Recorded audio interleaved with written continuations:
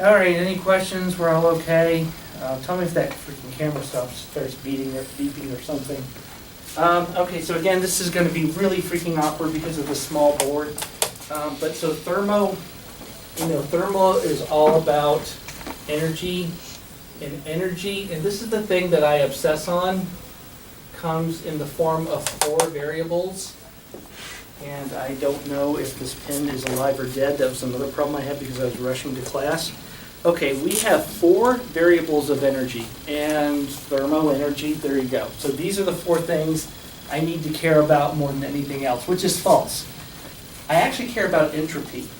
Entropy is not energy. Energy is energy. These are energy. What I'm going to show you is that you really only care about entropy. Remember, I told you I have a very different way of doing this. Entropy is everything. Energy is actually, you think, oh, no, energy is everything. Energy is a convenient way to measure entropy. That's its purpose. It's ultra convenient, though. I mean, we have so many good ways of measuring energy. It's insanely easy to measure energy. A calorimeter. Calorimeters are accurate to like 8 or 9 significant figures, and they measure heat energy. Okay, what kind of calorimeter measures entropy? It's called a doesn't exist calorimeter, right? I don't have a calorimeter that measures entropy. They simply, you can, but it's indirect, and we can cover that. But you start with energy, and you actually convert it to entropy, and you probably don't even know that you're doing that. That's actually what you do with thermo. So I don't really care about energy. I only care about entropy. And I'm going to show you that a lot of the stuff you learned was actually entropy-driven, even though we told you it was energy-driven.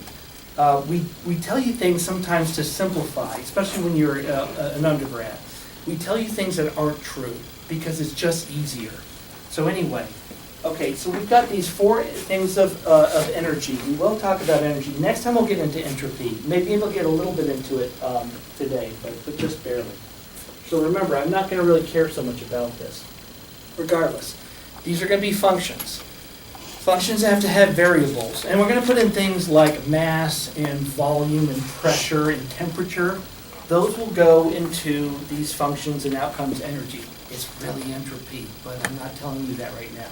Okay, so if I'm going to have these as functions, and I was actually secretly freaking out that this pen was going to fail and I would have nothing, by the way.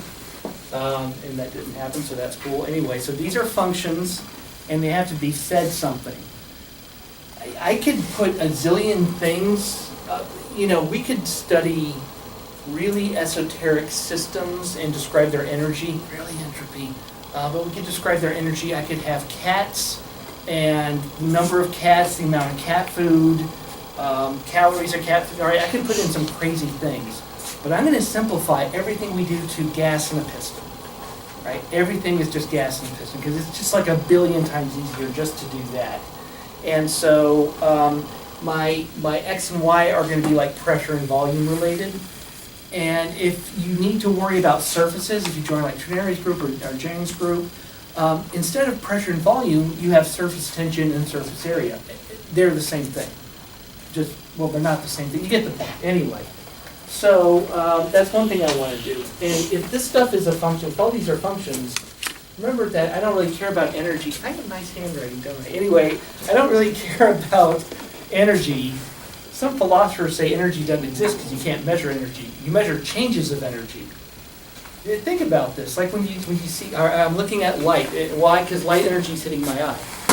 Energy are changes in energy. I only perceive that because I absorb a quanta of light, and the rhodopsin, I think that's the name of the protein, changes its structure, which generates an electrical signal. A change. Everything is really a change. So I don't know if energy even exists. Only changes in energy, because I can only measure a change in energy. Anyway, it's apparently a philosophical thing. Okay, so I have functions of energy, and they're going to change. And we have to do a little calculus. And we're going to have variables. So we have to think about how a function changes with respect to a variable. How much does energy change if I increase the pressure? The slope of a line times how much I move along the pressure curve, right? So if energy changes with pressure, it actually largely doesn't. I shouldn't have said that. Anyway, if energy changes with pressure, does it change 1 joule per liter times 1 liter tells me that the energy changed 1 joule, right? So this is lightningly simple. And hopefully you're a little bored. Now, remember that I'm going to keep this simple. I'm going to keep this down to like 2 variables, generally related to pressure and volume. We'll do temperature as well. Okay, so there can be something else that changes the energy. Now, a little bit of calc, multivariable calc, if you haven't seen this before. This means that if I'm going to change, let's say, volume, then I'm going to need to hold, let's say, y is temperature, then I'm going to hold the temperature constant. And if I'm going to change the temperature, that's y, then I need to hold the volume, that's x, constant. So another way of thinking about this is, if you're doing an experiment, don't change too much at once. Change only one thing at once. So if I want to know the change in energy with respect to x, whatever x is, you better hold the other guy constant and then vice versa. And now you've changed something, you've measured it, awesome.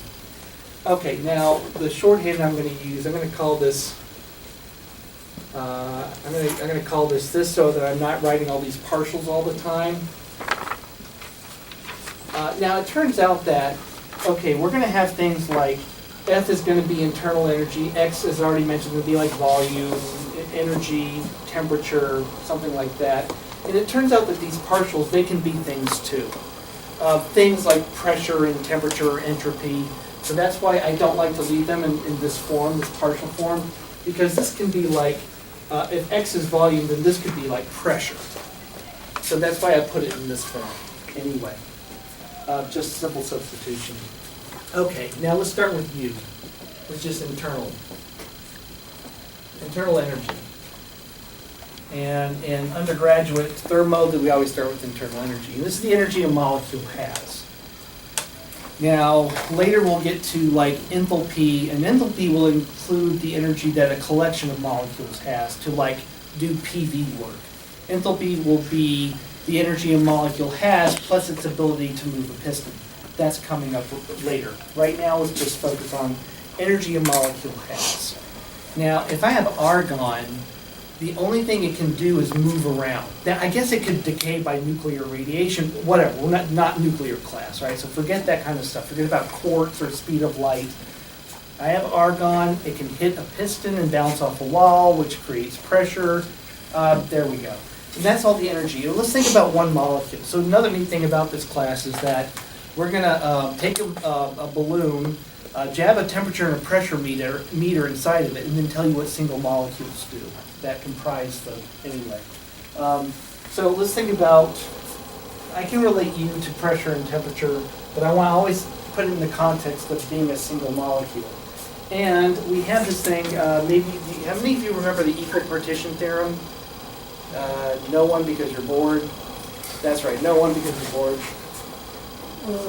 Do you remember the equal partition theorem? We're going to say that again. It's half good. Wait a minute, what class am I with? You were in PChem 2 with me. What did George cover? He did a little bit. He did? Oh, okay. Wait, you said something? Sorry, she was in my class. So, yeah, one half kB T times degree O freedom. Now I'm using some shorthand, sorry about that. Degrees of freedom. Now for argon, the degree of freedom is 3 translations. Okay, now again, what I mean is an argon atom, what can it do that represents a use of energy? Well, it can move in 3 dimensions. Literally it. Again, we're not, it can't rotate, right? You can't rotate an atom, that's nonsense. Think about a nucleus with the electrons spinning around it. What would it mean to grab it and rotate it? Nothing, because when I would perceive an atom rotating, the electrons would have whizzed around it 1 billion times already, so you can't rotate an atom. I know I can translate it, I just covered that, and I guess it could go nuclear, but this isn't nuclear class. So, okay, so the internal energy of an argon atom, would be 3, because it can move in 3 dimensions, 1/2 kBT, and that's just thermal energy. KBT is just the amount of thermal energy anything has. And again, I know you probably know this, but just in case, KB is the gas constant, 8.314, divided by Avogadro's number. I'm going to assume that you know that ahead of time. Okay, now if I had nitrogen, or CO2, what you could do is add 2 rotations. Okay, so now I've got 5/2 kBt of internal energy. So at room temperature, I got a balloon. N2 has more internal energy than argon. That's because it's bouncing just as much as argon is, but it's also rotating, and that takes energy as well. So it must have more. So you can also think of it like this. I got 2 balloons, one with argon, one with nitrogen. And I warmed them up from super frozen to room temperature. Nitrogen would ultimately absorb more energy. They both come to room temperature, but nitrogen took more than its share because it used up almost an equal amount of energy it took to translate that argon took to also rotate. Now you know that when you warm something up when it's very cold, it feels cold on the outside, right? Because your heat's going into it. Nitrogen would feel colder because it absorbs more energy. Higher heat capacity, right? So anyway, there you go. Very simple. This is internal energy. Now, if we had methane, that would actually be 3 rotations. And you know, this isn't really something, I hope you're not like trying to memorize this. Hopefully you already know it, you're bored. And if not, this is kind of simple. If you can't rotate an atom, you can't do this either. You can do this, you can do this, but that's meaningless, right? Just like I can't roll an atom because the electrons define the sphere and they whiz around so unbelievably fast, I'm not even sure how fast they are. This is the same thing as rotating an atom, and so it doesn't count. That's why linear molecules only get 2 rotations, this guy and this guy. And something that is 3-dimensional, these are really 2-dimensional, this is 3-dimensional, and therefore has 3 rotations. And I'm sure there's all kinds of stuff about moment of inertia, and I don't remember that stuff, I don't really care. Okay, so I've done translations, rotations, what else? Vibrations, plus 3n minus 5, remember that? 3n minus 5 vibrations, 3n minus 6, remember that? So plus vibrations, and unfortunately you're wrong. You're wrong. No, do not add vibrations. Yeah. That is because at room temperature, now this is the reason I like covering this. Now we do know enough quantum to know that, hopefully, that you've got, let's do, what am I doing? Nitrogen, almost did AR. Nitrogen, okay, so it has some equilibrium distance. And I'll draw an 81 type of figure with little arrows. That's how they do this in wiring. Anyway, so that's R, and this is energy. Actually, the internal energy, right? Yeah, BU. Okay. Right, quantum theory, so we have an equilibrium distance, and there's quantum levels to how things vibrate. Now, it turns out that to absorb a quanta of energy, which would, if you remember some of your unit analysis, would be Planck's constant times the frequency, for anything with bonds, that tends to be greater than kBt at room temperature. At room temperature, the amount of thermal energy that exists because you have temperature is much less than the energy it takes to vibrate for things that vibrate. There are 1 or 2 exceptions. One would be I2 minus, instead of N2, talk about like I2 minus. I2 minus has a really weak bond, so that can actually vibrate more with just room temperature energy, but that's not a thing that we worry about too much. Okay, now, the reason I like to hark on this is, all right, so when it comes to internal energy via the equipartition theorem, we add translations and rotations and not vibrations. That's because we live at room temperature, And at room temperature, most things with bonds do not absorb energy into the form of vibrations. It shows us more what internal energy really is. Internal energy is a mechanism of energy storage.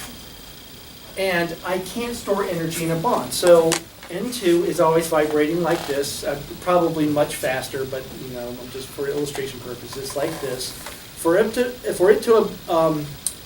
to store energy in vibration, that's fine. It's going to quickly do this because everything takes quantized steps.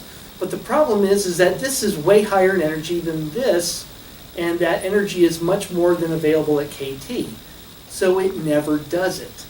So vibrators are always in the ground state, for the most part, except for a couple of weird examples like I2 minus that I just mentioned, whatever. Vibrators are, anything with bonds are just always in the lowest energy ground state. They never absorb energy, and if they never, thermal energy, and if they never absorb thermal energy, they never release thermal energy. So, who cares, right? So, that's why we ignore vibrations. It turns out that you don't have to get too much hotter than, that's why it's important here. If you go not too much hotter than room temperature, like about 100 degrees, then most things you do have to, most things at 100 degrees C do have enough thermal energy that they do start to go into higher energy vibrational states, but at room temperature, not so much. So anyway, so there you go. So that's all that we know about the internal energy defined by the equal partition theorem, and there you go. So that's what U is. But now remember, I was ballyhooing at the beginning, towards the beginning of class, I don't care about energy, I only care about changes of energy. Okay, so let's go back to that. So how does any of this change? Well, I was certainly bringing up heat a lot when I talked about how we have do you want to sit over there? You're kind of driving me nuts with that. Okay. So anyway, just look out for the camera. I remember I was mentioning that you could, if you had like a balloon with nitrogen or argon, and it was frozen, you warmed it up, the nitrogen would absorb more heat to get to room temperature. Okay, so heat, that makes sense. Now, I also told you that I'm going to try to make this stuff a lot easier by focusing in on a gas expands, a gas contracts work, PV work, versus a rubber band getting longer or a surface area changing. So anyway, heat and work. So this is how internal energy changes by either adding heat. We can take heat out. It's a little easier to think about adding heat. Or the piston expands or contracts in your car engine, and that's work. So that makes sense. Now, this is actually the first law of thermodynamics. It's James Joule who came up with this, and this is absurd. It turns out, since this is my textbook that I'm writing, okay, I'm going to do some work, and my hands get hot. They didn't know that they were that stupid. They did not realize that work, which is my hands moving, generates heat. They thought that I was transferring something they called caloric, that heat was a thing inside of things that would flow from something hot to something cold. I mean, that's kind of right, because the thing flowing is actual heat. But they did not think that work could turn into heat. Again, that I could rub my hands and they would get warm. I mean, what? You stupid? Anyway, so the way he proved it was, James Joule got like a big vat of water, and he got a paddle wheel inside of it. And it was really easy for him to calculate the amount of energy it took to turn the wheel, and he put a thermometer in the water, and the water heated up. And that's how he proved it.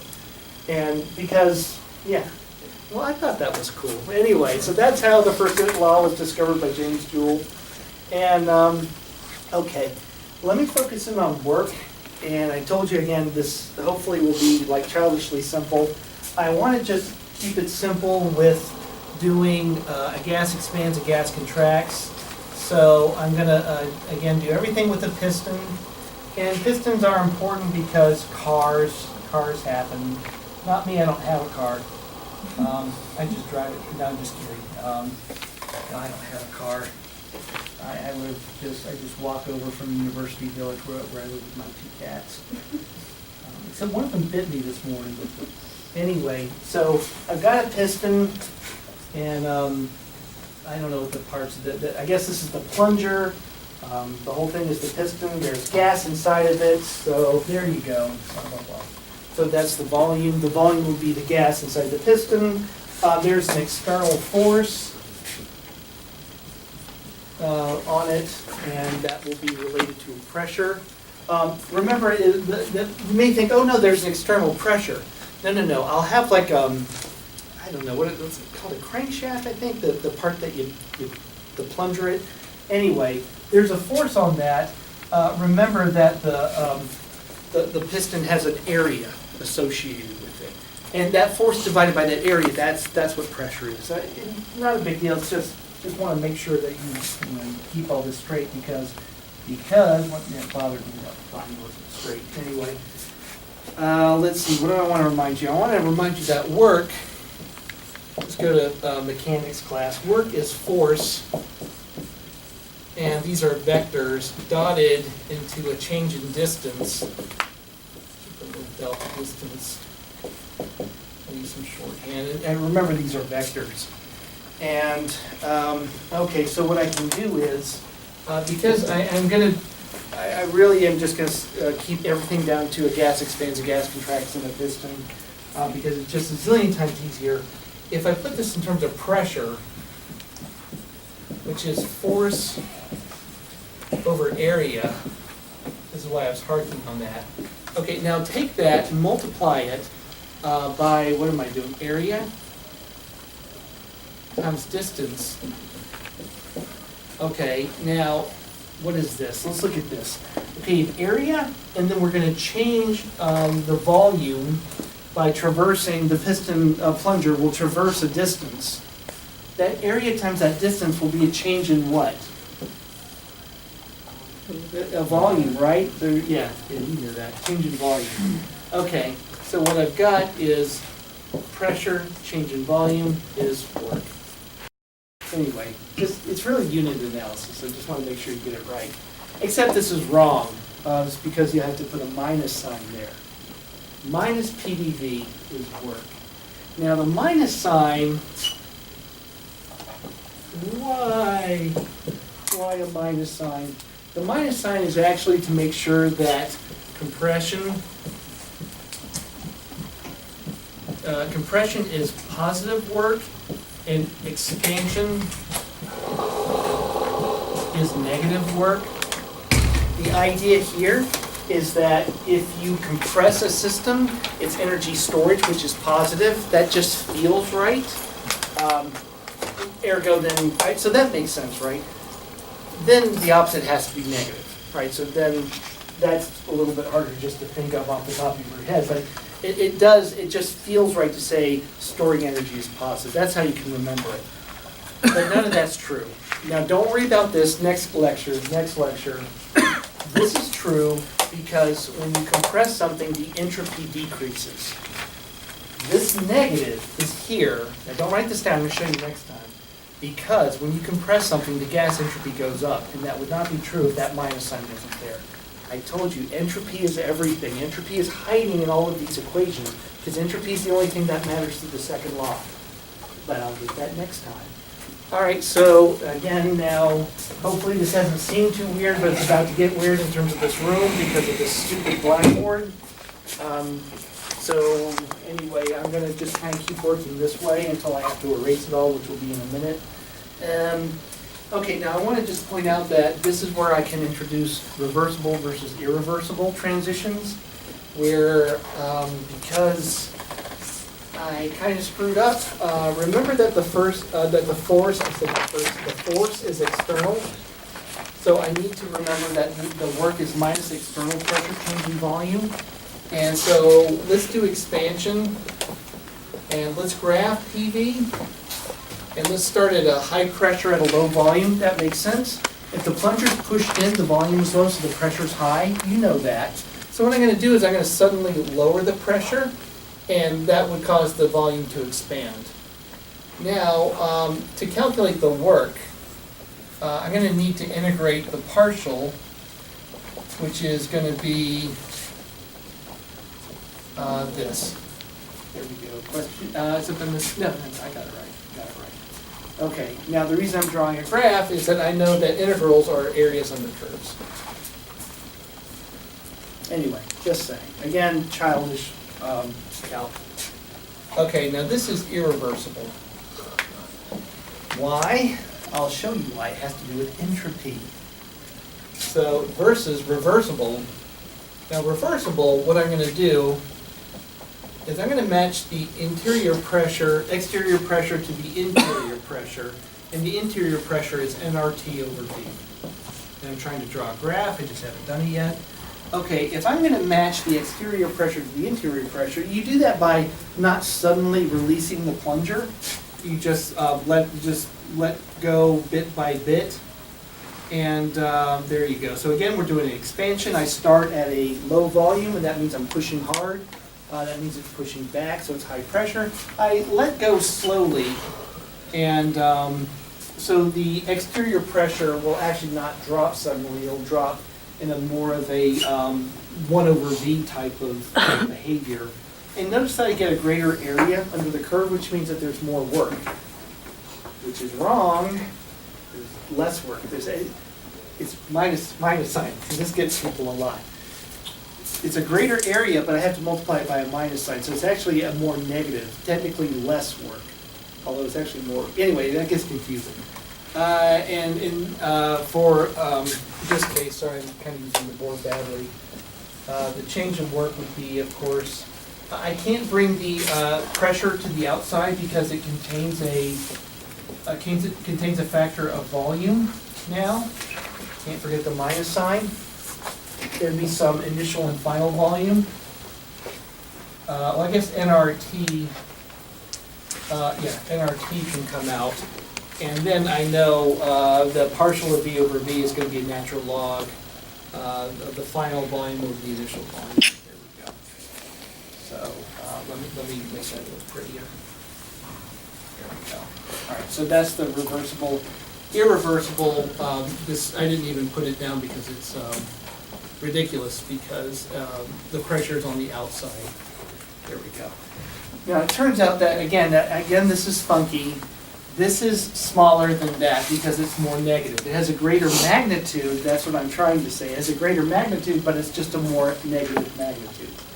The absolute value. Okay. Anyway. So that's all about heat and work. Now, this is actually kind of terribly important. Remember that reversible work is always the most negative. That actually I'm going to use to prove a theorem about the second law of thermodynamics. Maybe, I don't know, I'm doing pretty well. I may get to it this class, but definitely next class. So now, don't forget that. Reversible work is always the most negative. And that's going to have an implication for heat, and heat is entropy, and I'm here to talk about heat. So I hope you got that. Again, this is where this classroom, I hate this class because of the way this board slides. Like when I'm teaching a regular class, I normally like doing this about twice as fast because there's just more stuff to cover. I don't feel like I need to go quite so nuts in here for you folks. But you can imagine this really gets crazy. Oh, and this board also completely glows. So usually it's like a shade of gray. By the time I'm 30 minutes into, anyway, I just hate this class. Anyway, let's see. Okay, heat. So I talked all about work. There really isn't much to work. Heat is, it's the wrong pen. Heat is, what did I do? It's under the book bag. Wait, what? How did I do that? That was so weird. Anyway, so heat, there's not as much to say about heat. It's like, okay, I have the magic piston, and I'll add 10 kilojoules of heat, and that's like all I can tell you about heat. I can't really make any fancy grasp with that. What I can define reversible and irreversible. Irreversible is when I've got a cup, and this is literally in my textbook that I'm writing. Okay, you know how when you're in freshman chemistry, you do some stupid calorimetry with water in a cup? Okay, and the heat goes into the cup. Well, a lot of the heat gets lost. So irreversible heat is lossy. Sorry, my handwriting's already gone bad. It's lossy. This is irreversible heating. Candle cup. Some of the heat goes into the cup, some of it gets lost to the outside. Now, the reason this is irreversible, because it's like you can't take the juice out of a lemon and put it back in, especially if you hit it with a mallet, right? It's the same idea. You can't ever take that heat back out. That heat that got lost to the outside, man, that's gone. I don't think you can collect that. Okay, reversible would be a perfect. And in my textbook, what I have is in my setup, in my lab, I have a 3-neck flask where I make quantum dots. I have a 3-neck flask, and when I make quantum dots, I've got a heating mantle underneath it. It's mostly like wrapped in glass wool, so it's like this little glass wool deal. And then, so my round bottom is sitting in that, and then I wrap glass wool all the way around it so that there's like perfect thermal transfer. And there you go. So it's just when I heat something, but nothing is lost to the outside, that's reversible. So it's fairly simple. If nothing's lost to the outside, the point is that all the heat went into the system, and then I could probably then bring it out in some other clever way. So that's what it means by reversible. And again, I don't have no graphs. There's really nothing else to say, except that this is how we start talking about entropy. Entropy is related to heat by the blah, blah, blah equation. I don't know who came up with this, but it turns out that the definition of entropy is to say that it's the change in heat over temperature. And in my thermo class for undergrads, I will actually spend a lot of time with showing some clever mathematical properties of this, but I don't really care to do that today. So there you go. So what do I want to say about this? Okay, so then, therefore, this means therefore. Reversible heat is TDS. Now remember that reversible work was minus PdV. Now notice I didn't put exterior pressure. Right, exterior pressure is interior pressure when you're doing reversible, and that's been deleted. No, I have, yeah, that's under this code. That's why I hate this room anyway. So I can define reversible heat, I can define reversible work, and notice that I am now back to my change in U. As change in heat plus change in work is now minus PdV, sorry, I changed the word, plus TDS. So now I've gotten a much more thermodynamically looking equation for change in internal energy, which is the energy a molecule has. Anyway, I thought that was kind of neat. Notice that I'm also using a fully reversible. So I'm talking about a change. The change is reversible because I'm using reversible equations for heat and work. What if the change is not reversible? Which would be probably true, more real of life, right? Reversible is another word for reversible is perfect, but like right here, so that's kind of easy to understand. You know, most heat transfers, most work, most everything is not perfect, including her, because she won't call me back. Oh my God, I got to delete that anyway. So I'm just trying to wake you up. Anyway, so it turns out that these are so. I really don't want to spend the time to get into this because it takes about 20 minutes, but you can always do this. I'll just say this, always, because U is a state function. Now what that means is that the energy a thing has doesn't matter how it got to where it is. So, again, we're always talking about a change. Changes, right? Changes is what's important in thermo. it turns out that the state functions and energies and entropy, those are state functions. They have what they have irrespective of how the change occurred. Now, because of that, I can use any expression, any valid expression, of course, for calculating that change. But since it doesn't matter how it got from point A to B, I might as well do it reversibly. So, however the magic piston, no matter how much I heated it or how I did work on it, there is a beginning, there's an end. There's an internal energy at the beginning, there's an internal energy at the end. They're different because I did heat and work. It turns out that that change didn't really matter. It only matters what state it's in, what temperature, what volume, what pressure in the beginning, what temperature, what volume, what pressure at the end. Those are the only things that matter, not how it got there. I just need to know, just tell me where it was at and where it ended up. I don't care how it got there. So therefore, I can calculate the transition as having occurred reversibly, even if it didn't. And that's what makes a function a state function. And that's kind of funky, and I've never really fully believed that, but apparently it's true. So, so there you go. If it doesn't matter how transitions actually occur for state functions, that's not true of work, by the way. That's why we have reversible and irreversible transitions. Work is not a state function. Therefore, it's path dependent. That's why I have two paths, reversible and irreversible. The same is true of heat, reversible and irreversible. But when I add them together to internal energy, it's a state function, and then it ceases to matter. Again, if that gets confusing, it's because it should be confusing because I'm confused. I never really got that. But since it doesn't matter if I believe the people who won Nobel Prizes, like James Joule, if it doesn't matter how the transition occurred, I will use the easiest equation to do the calculation. That's the reversible equations. Irreversible is not so well defined. Okay, anyway. Now I want to go back to recall that at one point we had a change in a function, and I called that, I said that there was a thing times a change in x, which was the change in f with respect to x. Then there was the change in f with respect to y times the change in y. Maybe you recall that.